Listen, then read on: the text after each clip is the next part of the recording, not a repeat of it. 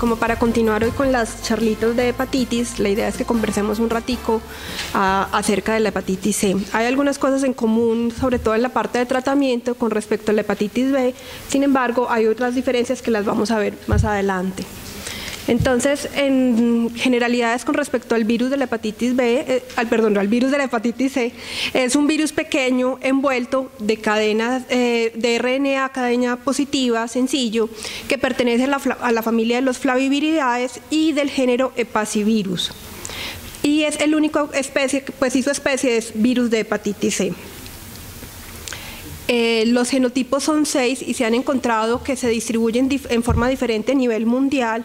El genotipo más prevalente es el genotipo 1, sin embargo, cuando empezamos ya a dividirlo por subregiones, en Estados Unidos encontramos que del 1 es el 1A, seguido del 1B, 2A, 2B y 3A. En Europa es el 1B, seguido del 2A, 2B, 2C y 3A. En África los más comunes son el genotipo 4 y 5. El 3A está altamente relacionado en usuarios de drogas intravenosas en Europa y su aparición aumentó la incidencia del genotipo 4. El genotipo 2 se distribuye principalmente en los países de la región mediterránea y el genotipo 5 y 6 son raramente encontrados. La infección por hepatitis C afecta más o menos 180 millones de personas a nivel mundial y es la principal causa de hepatitis crónica, cirrosis y hepatocarcinoma actualmente, siendo más o menos entre un 25 y un 40% de las causas. Puede llevar a tener una mortalidad tan alta como de 8.000 a 13.000 muertes por año y la prevalencia a nivel mundial es más o menos entre el 2 y el 3% dependiendo de los estudios realizados. Sin embargo, esta prevalencia se diferencia mucho dependiendo de las regiones. En Europa encontramos una prevalencia relativamente baja, entre 0.4 y 3%, pero en África, principalmente en Egipto, la prevalencia puede llegar a ser hasta del 9% en los centros poblados e inclusive hasta del 50% en las áreas rurales. El genotipo 1, como les decía anteriormente, es mucho más común tanto en Estados Unidos como en Sudamérica y en Europa, y en Colombia hemos encontrado que hay más o menos 420.000 pacientes infectados con hepatitis C, pero el problema es que la hepatitis C muchas veces no es tan notoria o tan manifiesta como lo puede llegar a ser la hepatitis B y puede pasar desapercibida en la mayoría de los pacientes, encontrando que hasta el 1% de los donantes que aparentemente son sanos tienen hepatitis C crónica. Entonces, como podemos ver aquí, la distribución mundial varía mucho, siendo Europa unas regiones en Europa de baja prevalencia, pero las regiones de África, como les mostraba anteriormente, sobre todo Egipto, tiene una prevalencia extremadamente alta.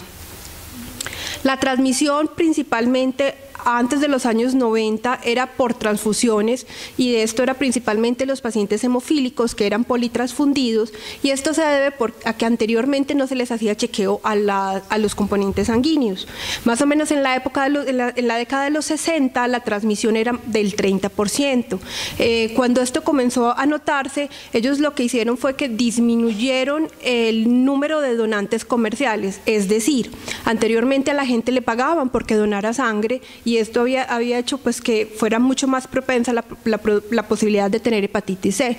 En los años 70 suspendieron los donantes comerciales y esto hizo que la prevalencia bajara más o menos al 10% en esta época. Sin embargo, se comenzaron a hacer chequeos y a la década de los 90 la prevalencia, la incidencia de infección por hepatitis C en los pacientes que eran donantes de sangre venía siendo más o menos del 4%. Listo. Y ya a partir de esa época se comenzó a hacer una terapia, un screening muchísimo más efectivo a todos los derivados sanguíneos, logrando que la transmisión sea de 1 por cada 103.000 unidades sanguíneas transfundidas actualmente. Adicionalmente, estaba muy relacionado con los drogadictos intravenosos y con el compartir jeringas o inyecciones para distintas causas. Ahora, la principal causa es la drogadicción, o sea, el compartir drogas intravenosas es la principal causa. Sin embargo, también hay otras cuya transmisión es muchísimo menor y está relacionada con procedimientos médicos que a veces no son los más seguros, con toda la parte parenteral que son los tatuajes, los piercings, la acupuntura, porque pueden ser implementos que no son esterilizados adecuadamente, quedan restos de sangre, y estos restos son los que pueden hacer la transmisión. La transmisión perinatal o en personas que tengan relaciones heterosexuales es relativamente baja, es muchísimo mayor en los pacientes con relaciones homosexuales y principalmente hombres que sean promiscuos y sin embargo, más o menos entre el 15 al 30% y en algunas veces hasta en otras series digan que hasta el 40% han encontrado que no hay factores de riesgo, o sea, no han tenido transfusiones, no han tenido acupuntura, no han tenido tatuajes, no se han hecho absolutamente nada, pero tienen infección por hepatitis C. Y vemos más o menos la posibilidad de tener o el radio de tener infección por hepatitis C dependiendo de los diferentes factores de riesgo. Como ven, es hasta el 36 en pacientes drogadictos intravenosos, en los pacientes con sexo, pues con drogadictos intravenosos, en hemodiálisis.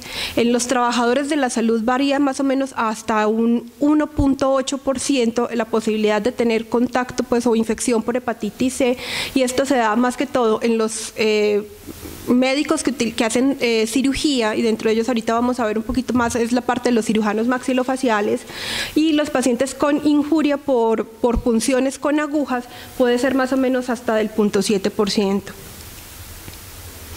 Entonces, la historia natural de la enfermedad es que la mayoría de los pacientes tienen un episodio o una infección aguda que es asintomática hasta en el 50 al 90% de ellos, y definir cómo va a ser la evolución de la enfermedad es muy difícil porque la mayoría de las veces nadie detecta una infección aguda por hepatitis C.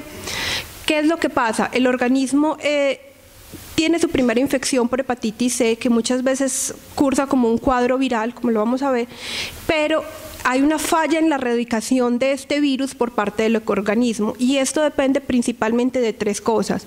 Uno, la vía de transmisión. Entonces, cuando la transmisión es por transfusión o por derivados sanguíneos, es muchísimo más difícil hacer depuración del virus que si es por pues, otro tipo de contactos. La presencia de síntomas de hepatitis, el que ya desarrollen hepatitis obviamente implica que una clínica mucho más florida implica que el organismo no ha sido capaz de defenderse y existe mucha más facilidad de que progrese a fibrosis y a cirrosis, y la edad en que se produjo la infección. A mayor edad de la persona, cuando tiene el contacto en la infección por hepatitis C, tiene muchísimo más riesgo de tener una progresión a fibrosis y a cirrosis. Y se ha encontrado que más o menos en Europa es el 10% de las hepatitis agudas. Entonces tenemos una persona que tiene una hepatitis o una infección por hepatitis C, nadie se dio cuenta, no tuvo una clínica muy florida o los síntomas fueron como cualquier cuadro viral y no hubo un estudio adecuado. Posteriormente, ¿qué hace? Los pacientes quedan con infección crónica, ¿sí? Esta infección crónica va a producir una inflamación hepática importante, esta inflamación va a desarrollar fibrosis y va a hacer que haya una progresión hacia cirrosis. Existen varios factores desencadenantes o acelerantes de que el proceso pase de fibrosis a progresión, y principalmente son el consumo del alcohol, la presencia de diabetes mellitus, el que sean de raza negra, los pacientes de sexo masculino, y los pacientes que tengan adicionalmente otras enfermedades hepáticas relacionadas, esteatosis hepática, que tengan hemocromatosis, en fin. De estos pacientes que progresan a fibrosis y a cirrosis, más o menos hemos encontrado que el 15 al 30% logran hacer una erradicación espontánea por todo el desarrollo de su defensa contra la infección. Sin embargo, entre el 70 y el 85% quedan como una infección crónica por hepatitis C. Y de estos con infección crónica, hasta el 40% pueden llegar a desarrollar cirrosis y sus complicaciones. ¿Cuáles complicaciones? Las que normalmente conocemos: ascitis, encefalopatía, ictericia, en fin.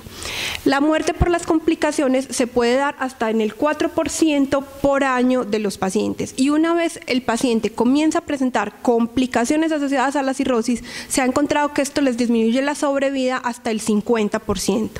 Y la muerte por hepatocarcinoma se presenta más o menos al 1.5% por año. En algunas series dicen que hasta el 3% por año. Sin embargo, una vez uno encuentra el hepatocarcinoma, la probabilidad de que haya muerte en el primer año es más o menos del 33%. Y eso está muy relacionado, como les decía, sobre todo a pacientes que tienen una enfermedad hepática estructural o adicional, esteatosis hepática, hemocromatosis, o que tengan un consumo importante de alcohol. Entonces, la hepatitis C aguda, más o menos el 20% de los casos de hepatitis aguda en Estados Unidos es secundaria a hepatitis C. Es una infección que tiene un periodo de incubación más o menos de 50 días, pero puede variar desde 14 hasta 120 días, y generalmente se caracteriza porque es muy asintomática. Como les decía, más o menos entre el 50 al 90% no se dan cuenta, o los que presentan síntomas son síntomas muy leves: ictericia, malestar general, anorexia, náuseas, dolor en el hipocondrio derecho, y estos síntomas pueden durar entre 2 y 12 semanas. Generalmente se caracteriza porque hay elevación de las transaminasas, y esta elevación puede durar más o menos entre 6 y 12 semanas. Sin embargo, no siempre se correlaciona los síntomas con la elevación de las transaminasas, y se ha encontrado que puede ser inclusive hacer episodios de hepatitis C aguda sin una elevación muy marcada de las mismas. Idealmente en estos pacientes se les hace el diagnóstico con una PCR se les hace el diagnóstico con un RNA para hepatitis C por PCR, o sea, por PCR. Sin embargo, el problema es que normalmente toma hasta 8 semanas después de la exposición para volverse positivo. Esto hace que sea un poquito difícil para poder lograr hacer el diagnóstico de infección aguda por hepatitis C. La presencia de falla hepática fulminante es extremadamente raro en los pacientes con infección por hepatitis C, pero se presenta sobre todo en los pacientes que tienen coinfección por hepatitis B crónica. En cuanto a la hepatitis C, encontramos que la mayoría de los pacientes son asintomáticos o que los síntomas son muy leves, principalmente que se caracteriza por fatiga, anorexia, mialgias, artralgias, pérdida de peso, dolor abdominal y alteraciones cognitivas que no siempre van de la mano de la severidad de la enfermedad. Es decir, usted puede tener alteraciones cognitivas mínimas y una enfermedad muchísimo más avanzada, o tener alteraciones cognitivas leves con un compromiso a nivel estructural hepático muy marcado. El nivel de aminotransferasas encontramos que puede ser normal hasta en 1/3 de los pacientes, lo que hace a veces difícil saber si realmente una persona con transaminasas elevadas es secundario a una hepatitis C o es secundario a otro tipo de hepatitis. De las 2/3 partes restantes encontramos que hasta el 25% la ALT solamente sube 2 veces lo normal, o sea, es una ligera elevación de las transaminasas sin que sea muy marcada. Y es raro encontrar elevaciones más de 10 veces de lo normal. Sin embargo, como les mostraba ahorita, de los pacientes que progresan, que hacen fibrosis y posteriormente hacen cirrosis, son más o menos entre el 10 y el 40 o inclusive hasta el 50% de los pacientes infectados. Y se caracterizan principalmente por una elevación de las bilirrubinas hasta en el 40%, hipoalbuminemia en el 10%, hepatoesplenomegalia, descenso de las plaquetas y elevación de la alfa-fetoproteína. El que uno tenga elevación de alfa-fetoproteína no siempre indica que haya hepatocarcinoma asociado. Sin embargo, si yo tengo un paciente con infección crónica por hepatitis C con alfa-fetoproteína elevada, me obliga a hacer una imagen para descartar un hepatocarcinoma en estos pacientes. La mayoría de las veces se descompensan por ascitis. Posteriormente, pues las otras causas de descompensación son sangrado variceal, encefalopatía e ictericia. Y se ha encontrado que una vez se desarrollan las complicaciones, los que les decía, en el primer año la sobrevida disminuyó el 50% y la sobrevida a 5 años va disminuyendo en 50% a medida que va desarrollándose cada una de las complicaciones.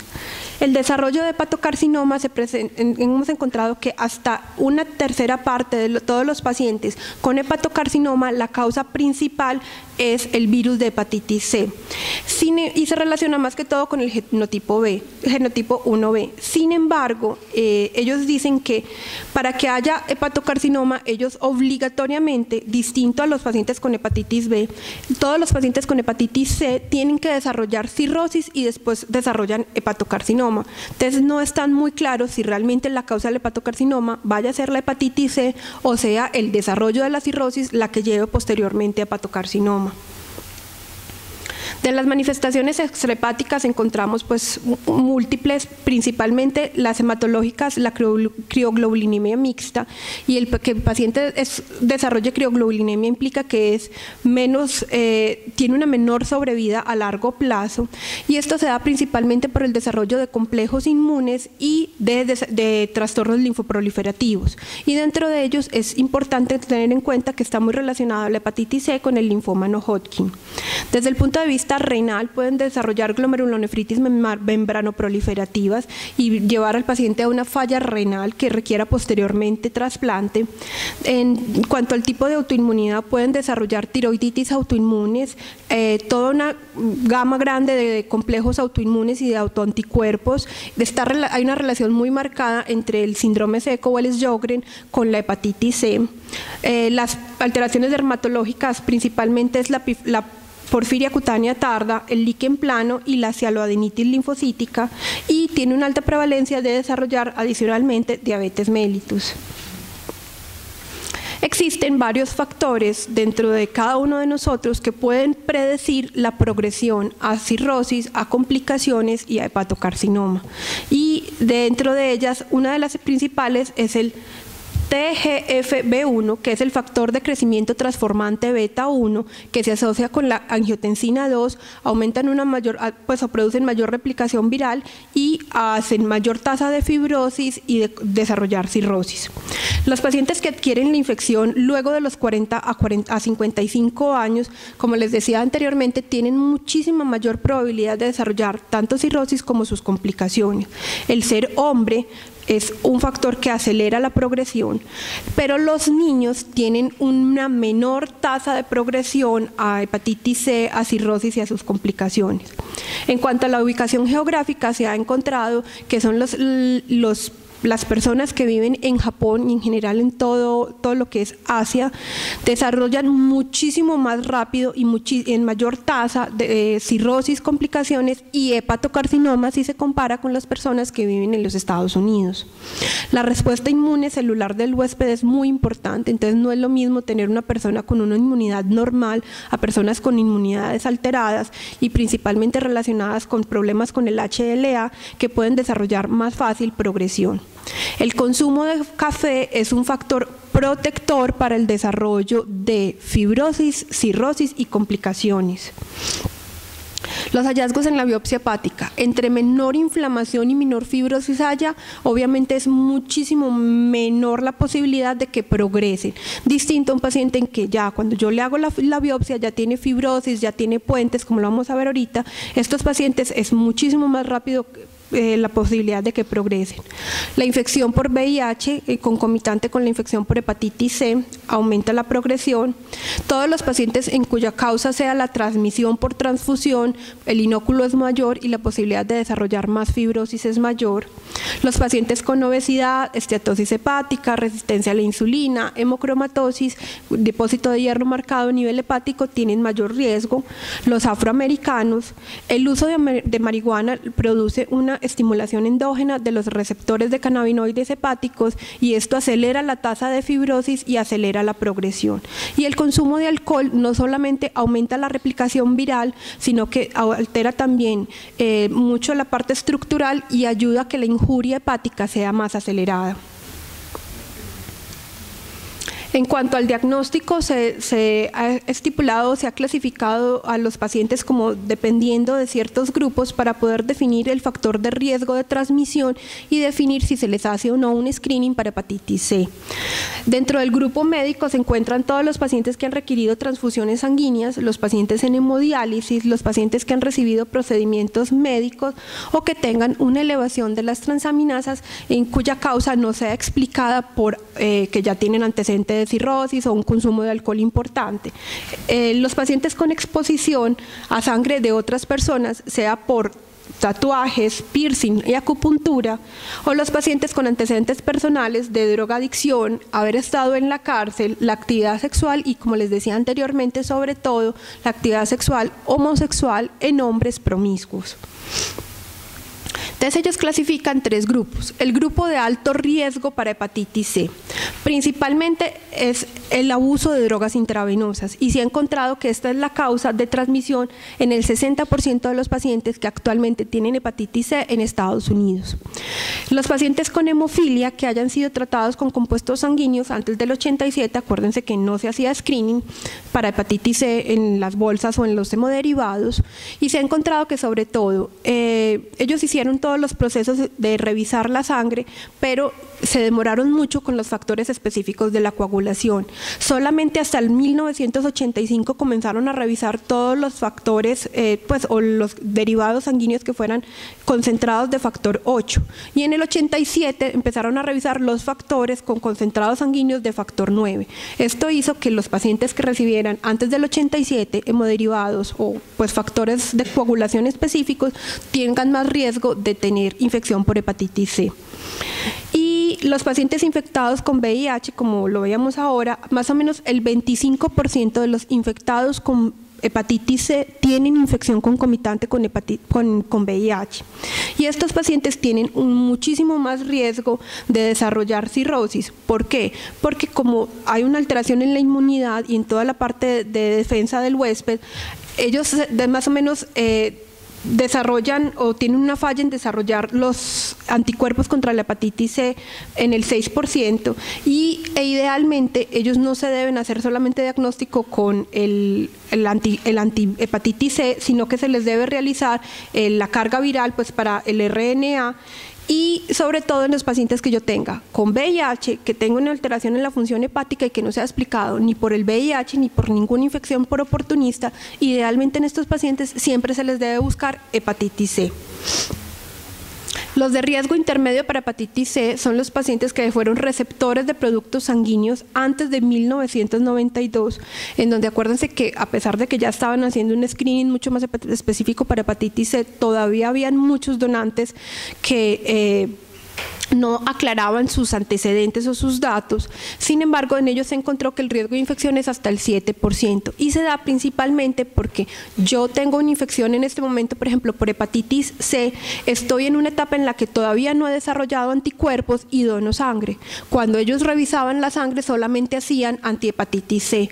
Ahora adicionalmente están haciendo RNA para hepatitis C, lo que ha hecho que la posibilidad de infección sea muchísimo menor por hemoderivados. Los receptores de órganos trasplantados antes del 82, en ellos la tasa de transmisión era hasta del 80%, ¿sí? Lo que hace es que de todas maneras complica mucho el manejo de los pacientes trasplantados el tener una infección por hepatitis C.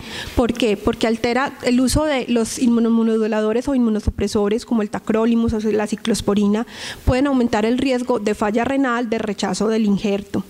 Los pacientes con elevaciones inexplicadas de las transaminasas siempre se les debe buscar una hepatitis C crónica asintomática, y se ha encontrado que estas elevaciones, como les decía, pueden ser tan mínimas como 1 o 2 veces por encima del valor normal, pueden ser hasta 2 a 5 veces, pero se ha encontrado que los pacientes que tienen así sea una mínima alteración de las transaminasas pueden tener una viremia entre el 54 y el 66%.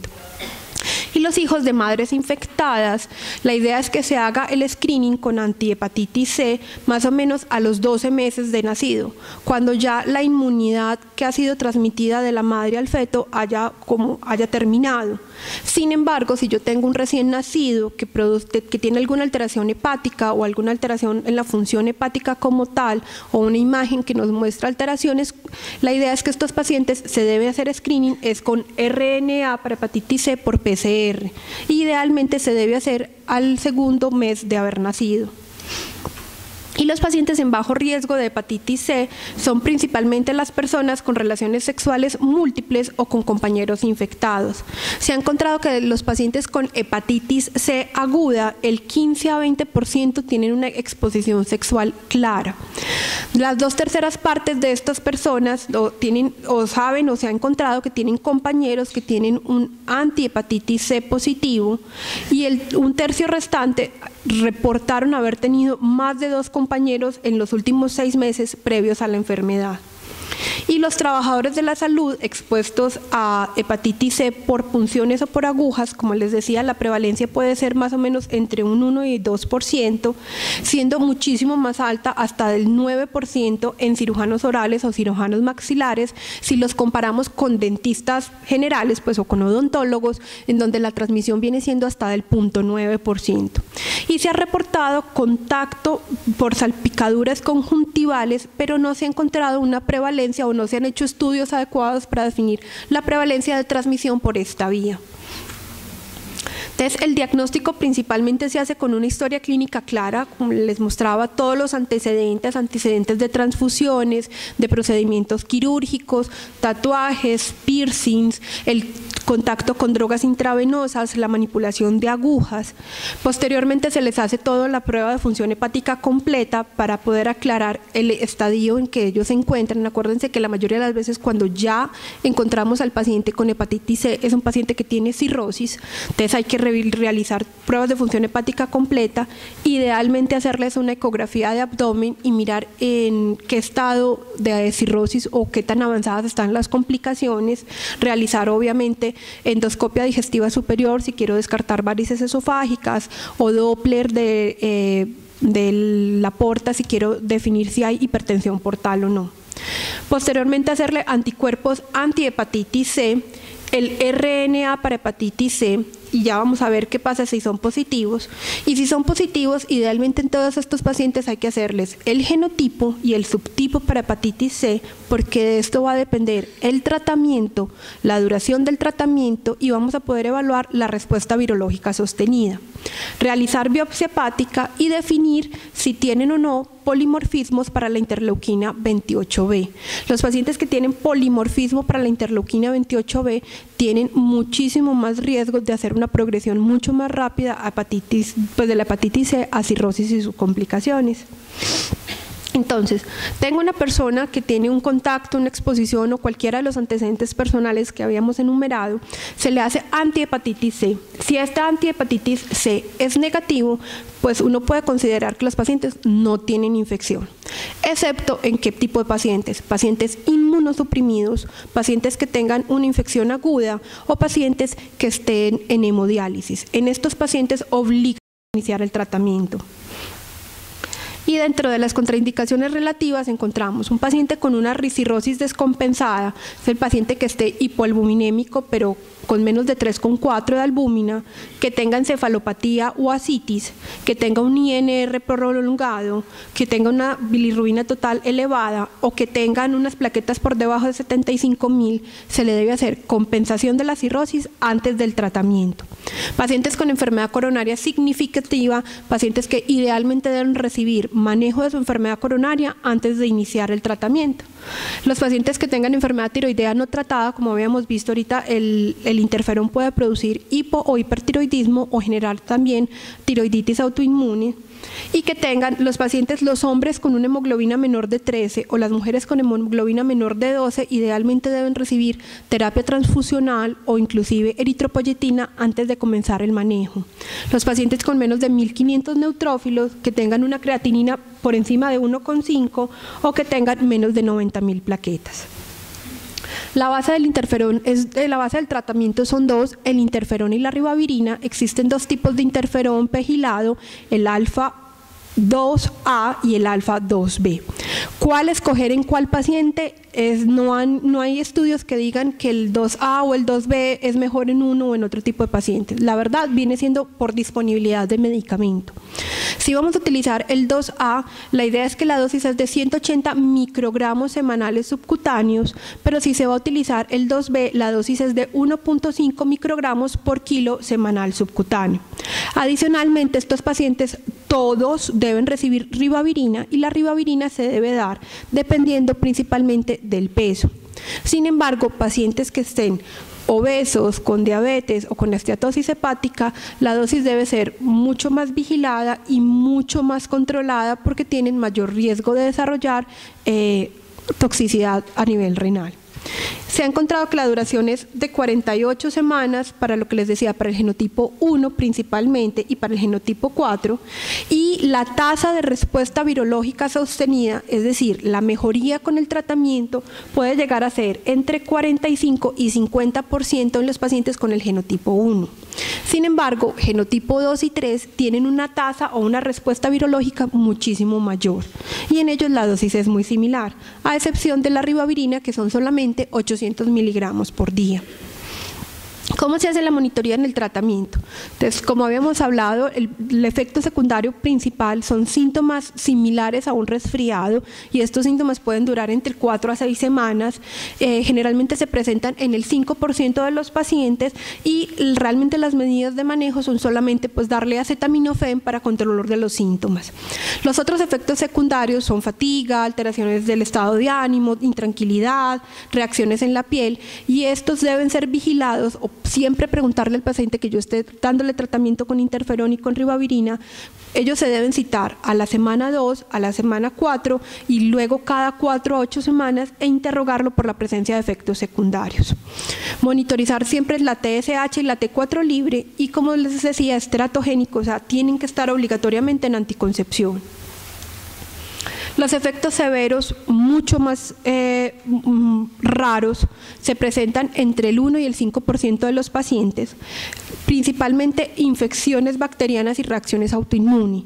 El resto, la prevalencia es más o menos del 1% y principalmente se hace con manejo de soporte, es decir, pacientes en los que yo tenga una aplasia medular, una trombocitopenia idiopática, deben recibir soporte transfusional o inclusive eritropoyetina para aumentar los niveles de hemoglobina, o los pacientes que tengan convulsiones o algún trastorno psiquiátrico de base deben recibir manejo antes de iniciar el tratamiento. ¿Qué pasa cuando yo tengo un paciente que durante los controles encuentro que ha presentado algunos de los efectos secundarios? Evaluar la severidad del efecto secundario no es lo mismo que uno tenga un rash a que uno tenga un paciente que viene porque ha estado convulsionando. Entonces, en los pacientes en los cuales los efectos secundarios sean severos, la idea es disminuir gradualmente la dosis hasta que se disminuyan esos efectos secundarios. Entonces, pasar de dosis de 180 a 135 y posteriormente a 90 microgramos semanales, o con el 2B, dosis de 1,5 a 1 hasta 0.5 microgramos por kilo. Y en los pacientes en los que ya desarrollan complicaciones extremadamente severas, como son neutrófilos de los menores de 500 o plaquetas menores de 25.000, la idea es suspender por completo el interferón. Y si la hemoglobina está por debajo de 8,5, suspender la ribavirina. Los pacientes que presenten sepsis o hepatitis severa también deben suspender temporalmente el tratamiento y reiniciarse cuando estas complicaciones hayan mejorado. La idea es que uno empieza el tratamiento y sigue haciendo controles de RNA para poder saber su respuesta al mismo. ¿Se acuerdan que les había dicho? A la semana 2, a la semana 4. Entonces, uno habla de respuesta virológica sostenida y este es el ideal en el tratamiento y es que los pacientes tengan un RNA indetectable por debajo de 50 unidades a las 24 semanas de suspendido el tratamiento. Esto quiere decir que el tratamiento tuvo éxito. Hay pacientes que desarrollan una respuesta virológica rápida y son pacientes a los cuales luego de 4 semanas de haber empezado el tratamiento ya tienen un RNA indetectable. En estos pacientes tienen una mayor tasa de éxito, pero esto no implica que haya que suspender el tratamiento antes del tiempo. Estos pacientes, a pesar de tener una excelente respuesta, obligatoriamente deben completar las semanas de tratamiento estipuladas dependiendo del genotipo que tengan. Y respuesta virológica temprana son los pacientes que son detectables a la semana 4, pero ya son indetectables a la semana 12. Y en ellos también, a pesar de que la respuesta ha sido muy rápida, idealmente deben terminar el tratamiento el número de semanas estipulado. Pacientes con respuesta virológica retrasada es en los pacientes a los que yo a las 12 semanas le hago un RNA, miro que este RNA ha caído más de 2 logaritmos, pero sigue siendo positivo. Y posteriormente, ya a la semana 24 de tratamiento, se vuelve indetectable. Los pacientes que progresan son los pacientes que tienen reaparición del RNA durante el tratamiento después de haber tenido una respuesta virológica, es decir, inicialmente desapareció el RNA, pero posteriormente en el control reaparece. Los pacientes no respondedores parciales son los que tienen una disminución más de 2 logaritmos a la semana 12, o sea, es decir, como si tuvieran una respuesta virológica retrasada, pero que continúan detectables hasta la semana 12 y 24 del tratamiento. Y respuesta nula en los pacientes en los que la disminución de los 2 logaritmos es menor a la semana 12 de tratamiento. Hablamos de recaídas en un 15 o un 25% y son los pacientes que al final del tratamiento logran una respuesta virológica sostenida y son indetectables, pero que en controles posteriores, acuérdense que hasta 24 semanas después de haber terminado el tratamiento hay que hacer un RNA, presentan una recaída sin lograr nuevamente una respuesta. Y en estos pacientes la respuesta al retratamiento, en ellos sí se puede volver a dar tratamiento con interferón y con ribavirina, se ha encontrado que ya no es tan marcada como era inicialmente y puede llegar a ser del 32 al 50%. Acuérdense que podía ser hasta del 80% si el genotipo era 2 y 3. El seguimiento. En los pacientes que tienen infección crónica pero que no tienen cirrosis, idealmente se les hace con el RNA y con el ALT semana 48 post-tratamiento y al año de haber terminado el tratamiento. Si el ALT es normal y el RNA permanece indetectable al año, se considera que el paciente está curado de su enfermedad. La TSH y T4 libre se debe realizar tanto durante el seguimiento como al año, porque hay una alta posibilidad de que desarrollen hipotiroidismo. Y si los pacientes son cirróticos, además de hacerles RNA y ALT de seguimiento, estos pacientes deben ser revisados cada año o cada 2 años para buscar varices esofágicas y cada 6 meses para buscar hepatocarcinoma con ecografía y con alfa-fetoproteína. Hay unos grupos especiales en cuanto al tratamiento y en cuanto al manejo. Pacientes con coinfección por el virus de la inmunodeficiencia humana o por VIH. Idealmente, si el paciente tiene menos de 200 CD4, debe recibir primero tratamiento antirretroviral activo antes de recibir tratamiento para la hepatitis C. Y tener en cuenta que el interferón contraindica el uso de didanosina en estos pacientes y que se debe tener o que se debe evitar el uso de estabudina y de sidobudina si estoy usando interferón. Y la duración del tratamiento se debe prolongar para los genotipo 1, 72 semanas y para los genotipos 2 y 3, 48 semanas. Cuando hay con infección por el virus de la hepatitis B, siempre debo mirar si hay replicación o no, como nos había mostrado Luis, si hay replicación o no del virus, antes, durante y después de la depuración de la hepatitis C. Y si en algún momento encuentro replicación, ellos idealmente deben recibir adicionalmente análogos para tratar la hepatitis C, la hepatitis B. Pacientes con comorbilidades. Pacientes con enfermedad renal crónica en hemodiálisis deben recibir monoterapia, es decir, solamente tratamiento con interferón. ¿Por qué? Porque la ribavirina es de excreción renal. El problema es que estos pacientes tienen mayor riesgo de tener una respuesta virológica menor a los pacientes que utilizan el tratamiento combinado. Los pacientes que son receptores de órganos sólidos distintos a los trasplantados hepáticos, es decir, paciente que tiene infección por hepatitis C y tiene un riñón trasplantado, hemos encontrado que tiene mayor tasa de rechazo tanto agudo como crónico y mayor posibilidad de tener pérdida del injerto. Adicionalmente, las dosis de ribavirina deben ser dadas específicamente por peso y con un control y una vigilancia mayor porque tienen más riesgo de hacer anemia. Los pacientes que son trasplantados cardíacos no deben recibir bajo ninguna razón tratamiento para la hepatitis C. Está contraindicado. Los pacientes que tienen trasplante pulmonar o que van para trasplante pulmonar, si hay infección por hepatitis C, esto los saca de la lista de trasplante obligatoriamente. Y no hay estudios para los pacientes receptores de trasplante hepático o de intestino con relación a si se les debe dar o no tratamiento concomitante para la hepatitis C.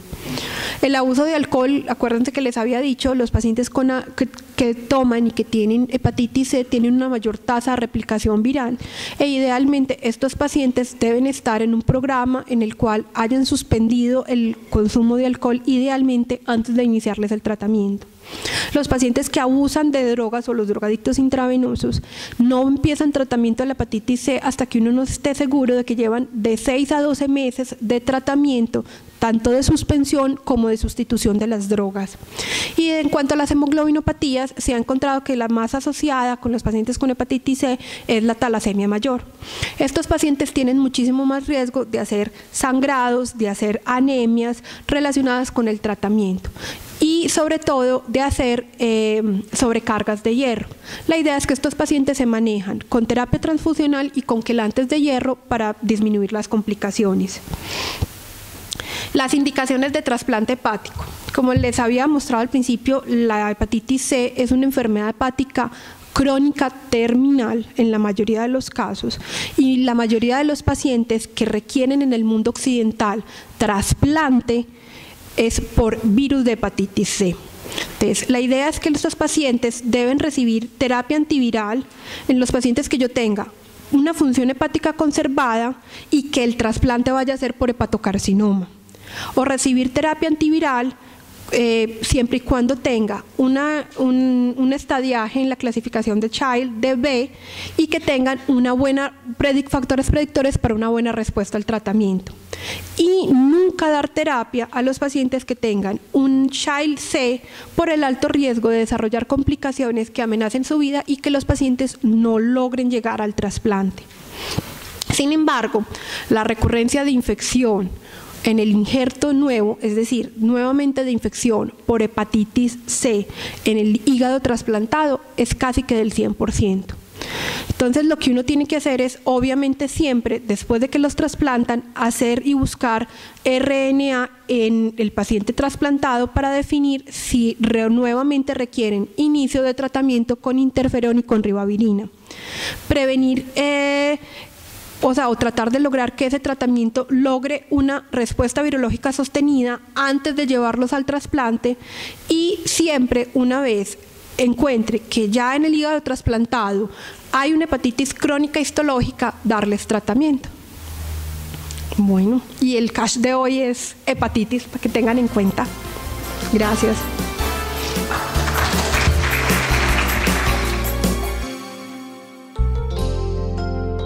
San Vicente Fundación, una vida entera por la vida.